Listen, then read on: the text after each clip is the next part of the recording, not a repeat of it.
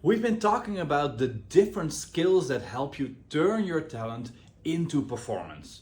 And we looked at two already, self-regulation and planning and organization. And today we're going to talk about a completely different tack.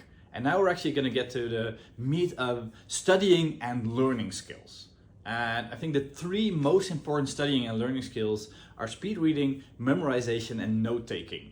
If you have those three basic skills, you will be endlessly more effective in an academic setting. If you do not have them, you will be struggling. It'll take you more time, it'll be less efficient. And actually, to take you to the whole different end of the spectrum, I was actually partially introduced to this by learning about photo reading. Photo reading was created by Scheele, and he had a method where he would actually literally take a book and he would leaf through it in this sense, photo reading. So he like mentally made pictures of every page. And then he would be able to actually regurgitate a lot of the information in the book and actually reproduce it. And I was really fascinated. So I followed the course and I followed a whole bunch of other speed reading courses. I do find that they're often kind of cheating. Like within Paul Scheele's approach, you do first study, the table of contents. You study a lot of things around it before you do all the leafing through the pages bit. So it's not simply leafing through it and getting all the answers, but it's also about trusting your brain to process a lot more information than we think it can. Because one of the things that we've learned in school is to read step by step. You read the letters and then you read parts of the word and the words and the sentences. And what most people do when they're reading is actually read the book out loud to ourselves in our head. We're not actually doing it out loud often, although sometimes you actually see people moving their lips. But this automatically creates a limit on the speed at which you can read. And what it turns out, and they've researched this over and over again, and every single speed reading technique kind of reaffirms this, is that your brain can process information a lot faster than the spoken word in your head. And there's a lot of techniques where you go with your finger or even diagonally. And if you then test people for comprehension, it almost always turns out that their comprehension is at the same level or sometimes even higher, even though you're spending maybe half the time, a quarter of the time, 1/5 of the time with the book. And an added bonus for gifted kids is that they're really smart. So they can actually probably process information even faster. Plus it's less boring than reading a book slowly. So the first thing in speed reading is to be goal directed in your reading. Why are you reading? I mean, if you're reading a Sherlock Holmes book and you're starting on page 1 and that's the person that got killed, and then you leaf through to the last page and then now I know who done it, that is not really a very effective way of doing it, because the point of a Sherlock Holmes book is not to find out who died and who did it. The point is that you get enjoyment. So there it might be fun to take the slowest approach possible and even slow down as you get to the end just to build up anticipation.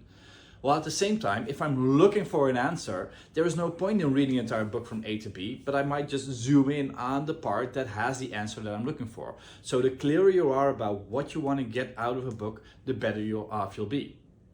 In terms of studying for school, you're reading a book with the idea of either what will help me in the future, or in the most negative sense, what's going to help me pass the test. So then the question is, what material from this book will the teacher use to create the test? Then you're very clear about what you want from a book. So one of the suggestions is to kind of like speed up and slow down. So they came up with a metaphor of Superman. Superman's flying really high over the country, and then he's hearing something and he's like, maybe something's going on. So he dives down a little bit lower so he can see it more clearly and zoom in, and he slows down. And then he sees maybe, nothing's going on, they're just playing, having fun, whatever. He goes back up and he speeds up again.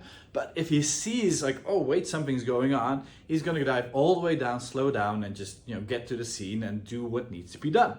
So that's the same thing you can do with reading. When I'm reading, I'll go through, okay, introduction, okay, story. Oh wait, this is a story about a thing that I was interested in. Now I'll slow down. Oh no, this is still some other story. Okay, speeding up again. Wait, now we're getting to the part where I'm interested in. So speeding up and slowing down makes a huge difference. If you want to look at it in a completely different way, I believe that it's more useful to read the same book 5 times in a row, speed reading it, than normal read it once. Because if you speed read it, the first time you read it, you get an outline of, okay, this is the build-up of the book. You know, these are the big chunks. It starts with this part and this part and this part, and then he comes up with, you know, these examples, and then he comes up with these techniques. Okay, now I know how this book is built. Now I can go back to the beginning and read it again and gloss over this part, but then read this a little bit more intensely. And then, you know, go through it maybe even a third time to figure out like, okay, there's a couple of gaps that I'm not getting right now. Let's do that again. And especially for, you know, top-down learners who want to learn from the big picture and dive in, this is a much more comfortable way of reading. And even a step further is what I think Paul Scheele calls syntopic reading.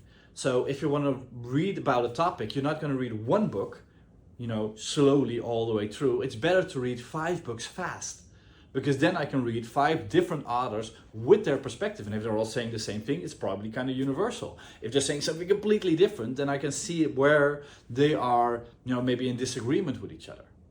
So, and actually a bonus for me is that I've been tested with dyslexia. So slow reading is actually something I'm not really good at. If I have to read the text like literally, I'm really struggling. But I can speed read with no problem whatsoever. Actually, I'm usually better at most people in like the different trainings that I've been able to go through. So this is what I would recommend as well for your kid. Allow them to speed read them. Set them free from the rule that you have to read books out loud in your head, because you can process a lot more information that way. So I'm curious, like, do you recognize this? Have you ever had a speed reading training? Has your kid had a speed reading training? Try it out. Like, really give them a challenge. I'm going to give you a book. You're going to get, you know, 2 minutes, and I want to get the gist of the book, the main, you know, subjects, and then we're going to talk about it. Obviously, this is like a 2-day training in itself to really guide you through all the different steps, but I hope it's opened your mind to a different possibility, that learning these skills will make a difference in your academic success.